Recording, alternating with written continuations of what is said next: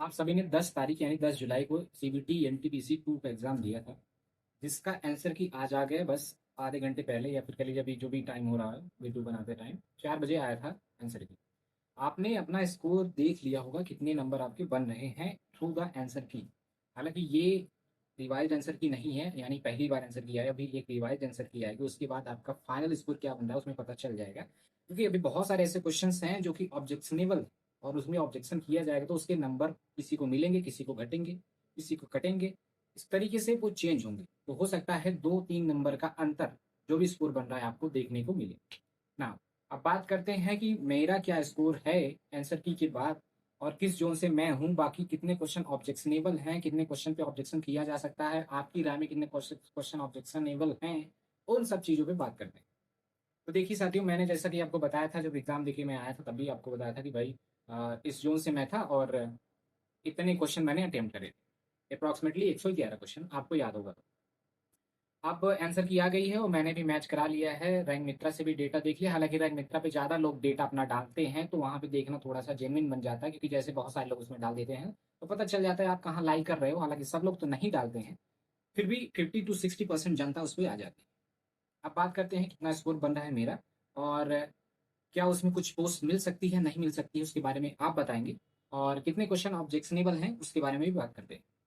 देखिए साथियों, मैंने कहा था ना 111 क्वेश्चन मैंने अटेम्प्ट किया है।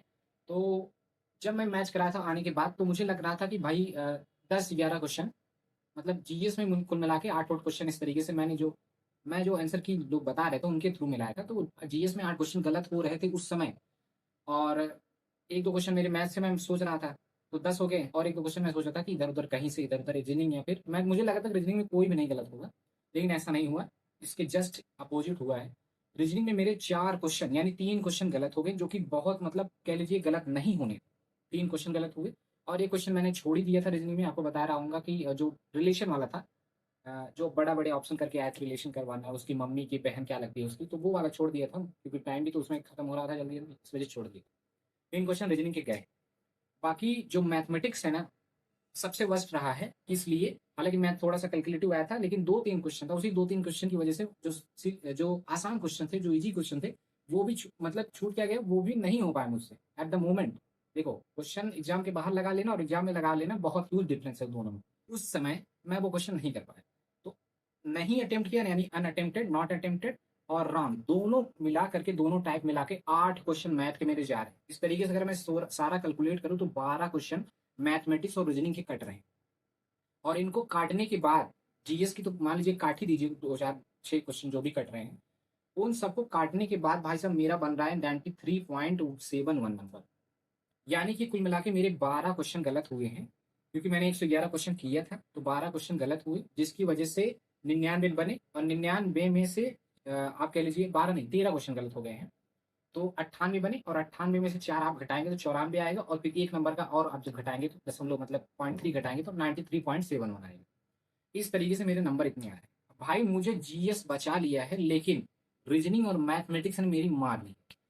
ऐसा मैं क्यों कह रहा हूँ, क्योंकि आपको पता होगा कि 12 क्वेश्चन, अगर मैं उसमें से 4 क्वेश्चन छोड़ दूं ना, तो भी 8 क्वेश्चन मेरे ऐसे थे जो मुझे करने थे किसी भी हालात में, हर हालात में करने थे, जो मुझसे नहीं हो पाए उस मोमेंट। मतलब किए तो मैंने, लेकिन छोटी छोटी चीजों को पकड़ नहीं पाया, जिसकी वजह से गलत भी हुए। 3 क्वेश्चन तो ऐसे हुए जो गलत भी हुए, और रीजनिंग के स्पेशली, और मैथमेटिक्स में 3 क्वेश्चन ऐसे जो मैं लगा सकता था, वो लगा नहीं पाया उस मोमेंट। 4 क्वेश्चन 3 क्वेश्चन ऐसे थे। कुल मिला के 7-8 क्वेश्चन मैंने रीजनिंग और मैथमेटिक्स में छोड़ा, क्योंकि ये स्कोरिंग सब्जेक्ट है, बच्चों ने इसमें स्कोर किया है, और जहां बच्चों ने स्कोर किया वहीं मैं अपना खत्म कर लिया हूँ। और जहां लोग कह लीजिए कि नहीं, हालांकि करते तो हैं ही, ऐसा नहीं है। लोग 109 तक 108 तक गए हैं, तो उनका मतलब है कि भाई पूरा तीनों सेक्शन अच्छा किए होंगे तभी अच्छा गया होगा। तो इस तरीके से हुआ है भाई मेरा हाल। बाकी यार मुंबई जोन से था, और रैंक जो बन रही है अभी अभी तक, तो जो रैंक बन रही है वो 450 करीब बन रही है। बाकी अभी देखो, जो ज्यादा लोग, यानी कह लीजिए सारे लोग तो अभी डेटा दिए नहीं। डेटा देने वालों में से केवल 4,500 लोग हैं, लेकिन बैठने वालों में से 600 वैकेंसी थी, तो 15 गुना आ जाता है आपका 9,000, जिसमें से मैं मानता हूँ एक आध हजार या 500 लोग छोड़ दिए होंगे। तो कुल मिला के मोटा मोटा 8,000 लोगों में से 4,500 लोगों ने मतलब आधा लोगों ने अपना डेटा दिया है, जिसमें से 450 रैंक बन रही है। अभी देखो सारे लोगों का जब डेटा आ जाए तो कितनी रैंक बनी तब देखने को होगा। बाकी यार अब होता है कि नहीं होता है, अब ये डिपेंड करेगा कितने लोग इसको छोड़ते हैं और कितने लोग अभी नेक्स्ट स्टेज जो है टाइपिंग वाला, उसमें फेल होते हैं या फिर साइको टेस्ट में फेल होते हैं, वो सारी चीज़ें डिपेंड करेंगी। बाकी अब आते हैं कि ऑब्जेक्शनेबल क्वेश्चन क्या है उसके बारे में, लेकिन उससे पहले आता हूँ। लेकिन उससे पहले आपका जोन क्या है और आपके कितने नंबर बने जरूर बताइएगा। और ऑब्जेक्शनेबल क्वेश्चन में मैं दो मैथ के ऐसे क्वेश्चन दिख रहे हैं जो कि ऑब्जेक्शनेबल हैं, जैसे कि आप पता होगा कि 140 वाला जो था वो उन्होंने 140 नंबर 140 माना है, 120 माना है, 120 माना है जो टेंजेंट करके आया था। और जो ट्रायंगल बना था उसका पेरीमीटर निकालना था, 120 उन्होंने माना है, जबकि 120 उसका आंसर नहीं आएगा। अब उस पर ऑब्जेक्शन होगा और वो चेंज होगा, सबको हो सकता है नंबर मिले या हो सकता है जिन्होंने उसको अटेम्प्ट किया उनको मिले और जिन्होंने नहीं किया उनका कटे। बाकी ये क्वेश्चन मैंने सर्कुलर ट्रैक वाला माना है कि भाई उस पे 8 होगा जबकि उस पे 9 होगा। और बहुत सारे लोग कह भी रहे हैं 8 होगा जबकि उस पे 9 होगा। अब देखो उस पे भी क्या रेलवे वो आंसर उसका लेता है, तो वो भी एक ऑब्जेक्शनेबल क्वेश्चन है। रीजनिंग में एज सच मुझे कोई ऑब्जेक्शनेबल नहीं दिखा है। बाकी जीएस में एक दो क्वेश्चन हैं जो कि ऑब्जेक्शनेबल हैं, यानी ऑब्जेक्शन किए जा सकते हैं। बाकी मैथमेटिक्स में तो दो क्वेश्चन मुझे ऐसे दिखे हैं। बाकी आपको क्या लगता है, आपका कौन सा क्वेश्चन ऑब्जेक्शनेबल है, बता सकते हैं।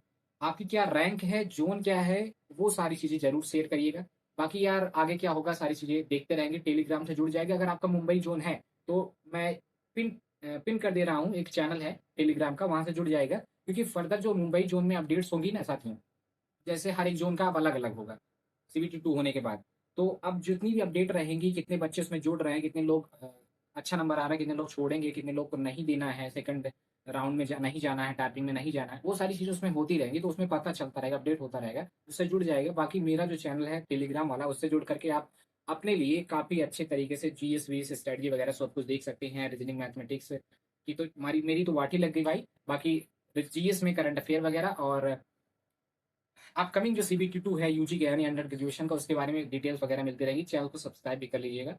मिलेंगे नेक्स्ट वीडियो में, आज के लिए यहीं तक। Many thanks for watching.